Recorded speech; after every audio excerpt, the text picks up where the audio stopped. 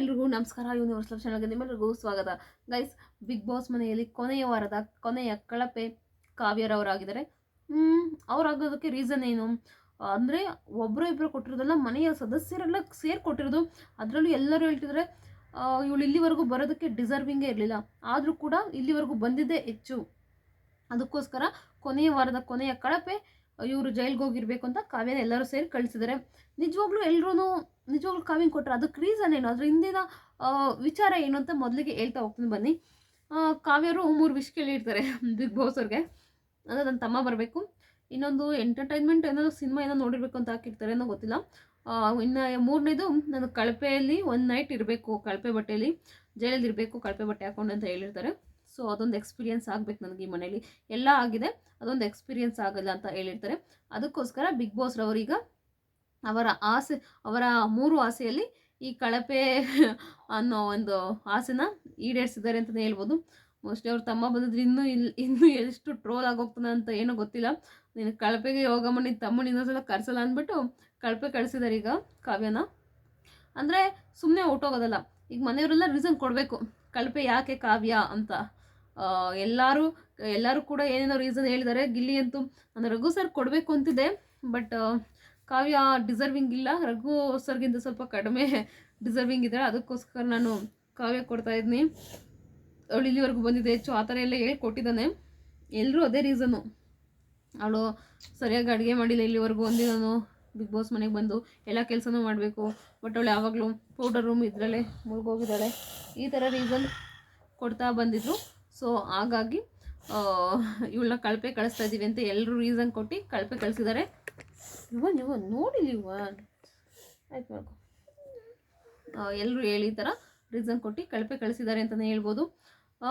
ಈಗ ಗಿಲ್ಲಿ ಕೂಡ night full ಕಾವ್ಯ ಜೊತೆನೇ ಮಲ್ಕೊಳ್ತಾನೆ ಅಂತ ಅಂದ್ಕೋತೀನಿ. ಏಕೆಂದರೆ ಕಾವ್ಯ ಕೂಡ ಗಿಲ್ಲಿ 2 ಸಲ ಅಥವಾ 1 ಸಲನೂ ಹೋಗಿದ್ದಾರೆ, 2 ಸಲ ಅನಿಸುತ್ತೆ ಕಳಪೆಗೆ.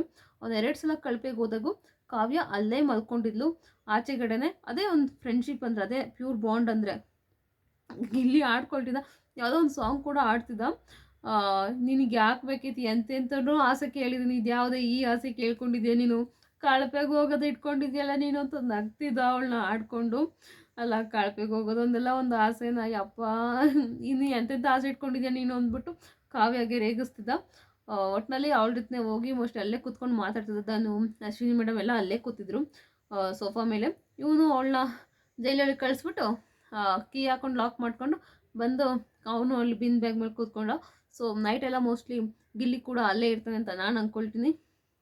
ಇನ್ನು ರಕ್ಷಿತಾ ಆಸೆ ಇದೆ ಅನಿಸುತ್ತೆ. ರಕ್ಷಿತಾದು ಅಶ್ವಿನಿ ಮೇಡಮ್ದಾಯಿತು, ರಘು ಸರ್ದು ಆಯಿತು, ಗಿಲ್ಲಿದು ಆಯಿತು, ಧನುಷ್ದು ಆಯಿತು, ರಕ್ಷಿತಾದೊಂದಿದೆ.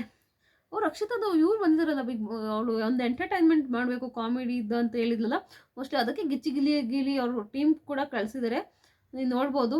ರಘು ಸರ್ ಅಶ್ವಿನಿ, ನನ್ನ ಅಶ್ವಿನಿ ಅಂತ ಕೂಡ ಹೇಳ್ತಿದ್ದಾರೆ. ಪಾಪ ಅವ್ರ ಫ್ಯಾಮಿಲಿಗೆ ಹರ್ಟ್ ಆಗುತ್ತೆ. ಮೋಸ್ಟ್ಲಿ ಅವ್ರು ಹೆಂಡ್ತಿರ್ಗೆ ಎಷ್ಟು ಹರ್ಟ್ ಆಗಿರ್ಬೇಡ, ಎಂಟರ್ಟೈನ್ಮೆಂಟ್ ಇರ್ಬೋದು, ಬಟ್ ಹರ್ಟ್ ಆಗುತ್ತೆ ಸ್ವಲ್ಪ.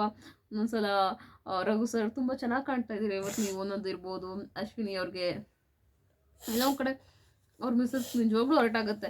ನಾವು ಮನುಷ್ಯರು ಗೈಸ್, ಅಫ್ಕೋರ್ಸ್ ನಮ್ಮ ಪ್ರೀತಿಸೋರು ಬೇರೆ ಯಾರನ್ನಾರು ಹೊಗಳಿದ್ರೆ ಅಫ್ಕೋರ್ಸ್ ನಮಗೆ ಬೇಜಾರಾಗೇ ಆಗುತ್ತೆ.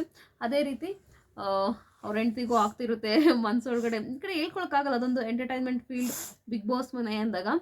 ಸೊ ಆದಷ್ಟು ಸ್ವಲ್ಪ ಲಿಮಿಟಲ್ಲಿ ಇರೋದೇ ಒಳ್ಳೇದು ಅನಿಸುತ್ತೆ. ಯಾಕಂದರೆ ಈಗ ಅವ್ರ ಮಕ್ಕಳೆಲ್ಲ ಸ್ಕೂಲ್ಗೆ ಹೋಗ್ತಾರಲ್ಲ, ದೊಡ್ಡವರಾಗಿದ್ದಾರಲ್ಲ, ಏನೋ ನಿಮ್ಮಪ್ಪ ಅಶ್ವಿನಿ ಮೇಡಮ್ ಅವರಿಂದ ಅದು ಬಂದೇ ಬರುತ್ತೆ.